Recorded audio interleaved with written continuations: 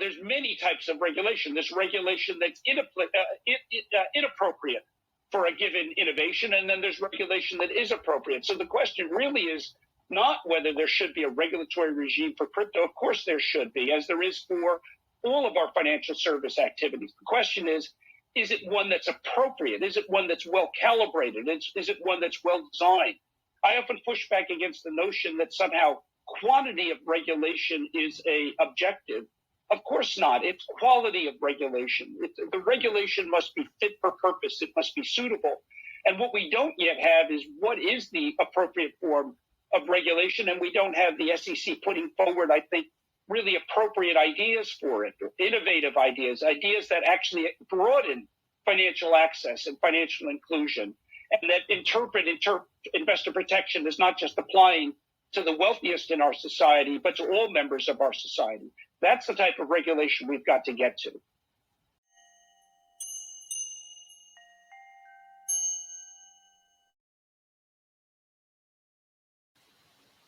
Hey everybody, it's Eddie from Tokyo. This is your cryptocurrency update from Japan, and that was Christopher Giancarlo that you just heard from. He's the former chairman of the CFTC. I imagine most everyone agrees with what he said. And so here we are today, December 22nd, the anniversary of the SEC versus Ripple. I want to show you something that attorney Jeremy Hogan wrote on his Twitter post today. On the SEC versus Ripple anniversary, I have been involved in 1,000 lawsuits in various U.S. courts in various areas of law. The court system is frustrating and lengthy, but what I know is that it usually gets it right. So don't give in to cynicism, and it will get it right again. I want to thank him for writing that. I think that was good for everyone to read. And I'm going to take you now to an article that was written back in 2002. It's in the Baltimore Sun, and it is titled "The Democrats' Stealth Fighter." They're talking about Gensler because they're calling him a political operative valued in the Democratic circles for his expertise on finance with a quiet but intense negotiating skill. He has the ability to cut deals that advance the party agenda. He's made millions at Goldman Sachs, and he's drawn to deal making like a moth to a flame. I think he needs to know that we are demanding to be heard, and I also think he shouldn't be surprised if he sees an independent investigation, which, in my opinion, would be an absolute can of worms. And I'm not talking little worms. I'm talking night crawlers. Ones like you've never seen before. Not a pretty sight.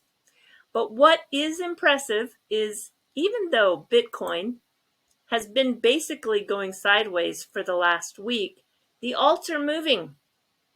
This is very possible the beginning of an alt season.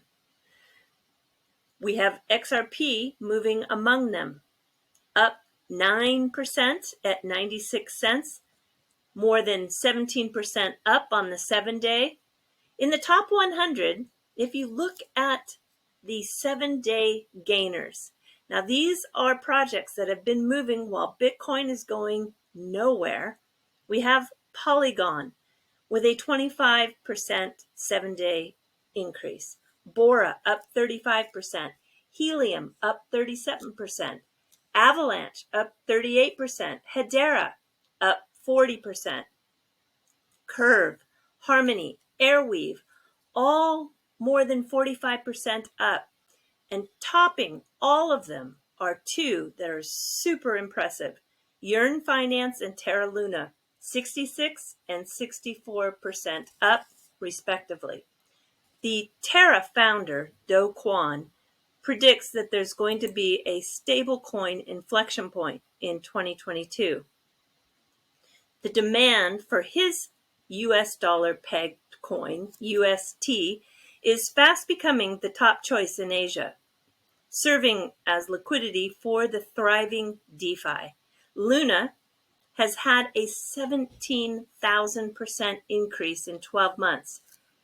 It's number 4 by market cap for stablecoins.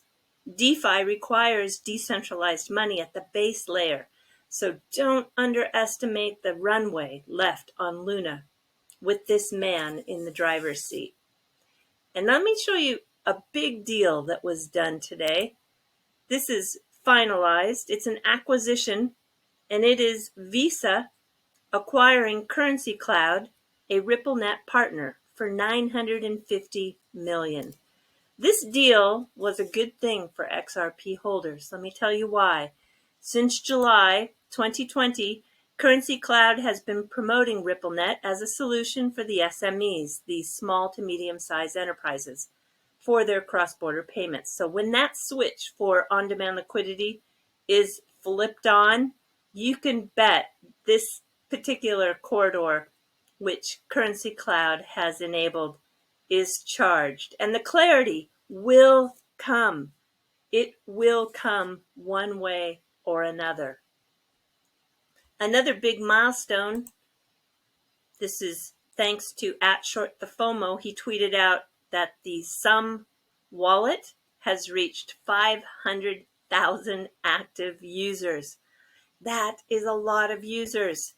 Yeah, and you can count me in as one of them. I've been using Sum for a very long time, but I moved even a little bit more so that I can participate big time for the solo snapshot. So, and look who else is supporting. This is an announcement today that came from the BTC markets in Australia. And we have also BitTrue, Liquid, Binance, BitThumb, Upbit, EliPal, GoPax. I mean, this is really turning into a big airdrop. This morning, I woke up at 4:30 a.m. to get on a Zoom call. This Zoom call was something I was invited to. I just took a passive seat to listen to Bob Rass for some clarification that he gave regarding his new blockchain, Coreum.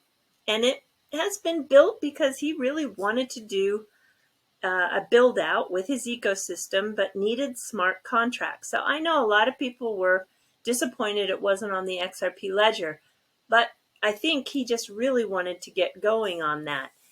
Now, when you go to Tony at Thinking Crypto, he hosted Reza Bashash from Sologenic, and the team falls right in line with what I said 2 days ago. As an XRP holder, be prepared to have many projects marketed to the XRP community. How fortunate we are, really, as a community to be valued like this, to have the extent of projects that are creating special products that you can opt in or opt out on. But they are all designed to create wealth. Now, not everything will be on the XRP ledger. And I'm sure that if you're not interested, nobody cares. Just hit the pass button. I'd much rather have these projects work at bringing their value in front of us than to be ignored. And of course, I know not all will be quality. I understand that. Some might even not be anything more than a money grab or a rug pull. Yet this space requires due diligence. Deep, deep due diligence, always. But I think I want to take advantage of this favored position as a part of the XRP community, because there are real startups out there that have their projects built on other protocols, and they're serious about the engagement from the community. Remember what Brad Garlinghouse said at the Swell event. Let me see if I can cue this up just at the perfect time for you. This is really key to understand this space. Here you go. Into the mainstream consciousness. It's very clear to me that different blockchains have and will have different use cases. There are going to be a lot of winners at the end of the day. This is and will be a multi-chain world. This is and will be a multi-chain world. Some will be winners and some will be losers. I know it was a little bit low, and Leonidas from XRP Arcade, thank you for putting this video out. I think Bank XRP did also. Both of these are, you have 100%. Both of these, the sound was a little bit low, but this is such an important point to take home. Not everything is going to be a winner, and it's going to be a multi-chain world. And I don't want to limit myself to just one chain. That's not why I'm here. So if you are curious about a project that is building on the ledger, well, this is interesting. It's iHunt4, and they are going to be at the Javits Center in New York City, January 16, 17, 18, taking their augmented reality app that is going to help revitalize retailers who have been really hit hard by the lockdowns to the special area of this retailers convention called the Startup Zone. And let's hope we get some feedback from them. And of course, we wish them well. And then today, I did just for the second time jumped into an open space, Twitter space. That was interesting. Very interesting. It's very good, I think, for everyone to participate like this, even if you don't have anything to say. But this was a format that was put together by Karma Coverage, and he made it available that everybody who wanted to talk could talk. And yeah, it was just always very engaging. And one particular fun thing that I learned is somebody out there, and I'm sorry I didn't catch exactly which country it was, but they brought up the fact that they have this very rare hibiki. Hibiki is a whiskey from Japan. I'm not a whiskey drinker, but I know that it's very popular. And in some areas of the world, it's hard to get and very valuable. This bottle, for instance, is being marketed for $800. It is something that probably falls within a collectible, and it also, like fine wine and bourbon from Kentucky and also perfume from France, these collectibles are now being tokenized. And the tokenization is being fractionalized so that there are multiple owners. But what was an illiquid collectible becomes very liquid with this new fractionalized ownership and with the new marketplaces that trade. So you can even, as an owner of a bottle like this, you can structure it so that every time it sells on the secondary market, you actually receive a percentage of that sale. So this is a win-win for everybody. It is a case-by-case basis on how you take that to market, but this is a very interesting one too. This is a company called Liquid Marketplace. They have a Mickey Mantle baseball card from 1952 that sold for $5.2 million in May 2021. Can you imagine? Well, I'm a baseball lover, but there is no way I could spend $5.2 million for one single card. But if the ownership of this was fractionalized and offered at a price that made sense for me, it's an interesting proposition. I like it. And I like this concept a lot because I think we're going to see really, really beautiful, fine collectibles brought to the marketplace in this format. And it gives everybody a chance to participate. So I'm going to be sharing more about this company, Liquid Marketplace, and I'm really curious to see what it is they will bring to the market. All right, I'm jumping to the fluff, and this is from a YouTuber that I've been following for a couple years. It's called Tokyo Lens. And I just happened to notice when I got a notification that they uploaded a new video that today they were in Kyoto, and I thought, oh my gosh, where in Kyoto? Because they're usually always in Tokyo. Well, they happen to be in a area. Let me just show you here. Oh, actually, you know what? This went, I think, to a different Let me just see if this is, yeah, this is it. Is this it? Is this it? I let the video keep running. I might have lost the Tokyo lens. No, this is Tokyo lens. They visited a part of Kyoto which is called Pontocho. And I want to find that portion of the video for you because it is, here we go, because it is really special. This is a must visit part of Kyoto. It's the Hanamachi district of Kyoto, and it doesn't have anything like this if you come to Tokyo. It is a district where well, anytime you use the word Hanamachi, it is an area that contains okiya. Okiya is the house of which the geisha and the apprentice geisha, which are called maiko-san, that's where they often live. And there's tea houses, and of course there would be a theater. It's a city within a city. They even have an official kenban, which is the registry or the official people who take care and process the pay of the professionals. They also handle the regulations of the professions, of the artistic professions. It's all about traditional arts. Many of the teachers are designated as living national treasures. And this area is, if you can get a feel for it, is just full of places to eat as well. This is the entertainment district. It has been for more than 400 years. And yes, you can get a $10 bowl of ramen all the way to a couple $1,000 dinner with a maiko-san visiting you for your party. It has everything under the sun, and it is absolutely a must-stop area to walk through. And definitely don't visit without eating, for sure. So yeah, I was so happy to see they were in Pontocho. I just love this area.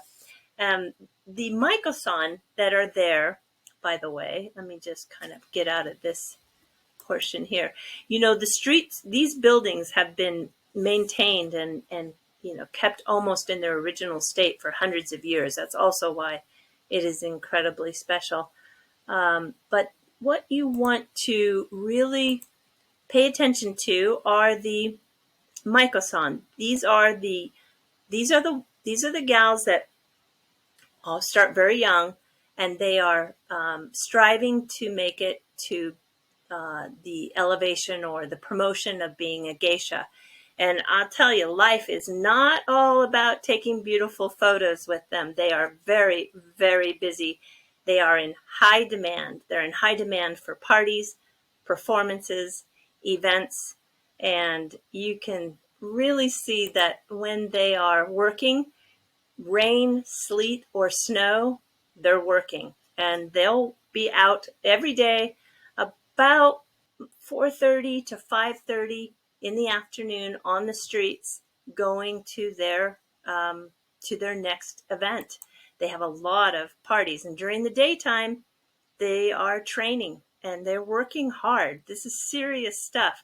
The teachers are really known for being, of course, loving and taking care of them, but they are very strict. They are very strict. As I said, it's really a serious trade, the entertainment. So dancing, playing an instrument sometimes, even at times singing. It's all part of making sure that they are groomed. I don't know if that's the right word for maiko-san, but that they are in the best preparation to become really a living national treasure for the country as a geisha. So you can see them, like I said, moving about the city about 4 or 5 in the afternoon. And what you want to do, this one you can see is going to a tea house, and I'm sure she's got a big party that night. But what you want to do, it's okay to take a picture if you're not stopping them. Don't stop them. They're working. They're busy. And don't ever touch their kimono. I've seen some some crazy tourists do some crazy things. So you really want to just give them, don't slow them down. Don't stop them to take a photo. Just kind of let them blend into the background as all the locals do. And it's okay to look and it's okay to take pictures, but be really respectful for what you are doing. And I have seen that that's not always the case. And it's kind of one of those situations you just want to crawl out of your skin.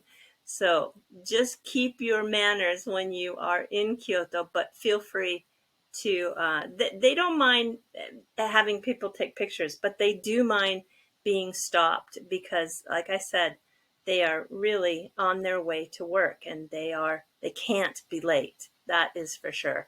And with the amount of people on the streets, if they stopped and posed for every photograph, they would never make it on time to their event. All right, everybody. Yes, do take care. Sayonara for now. Bye-bye.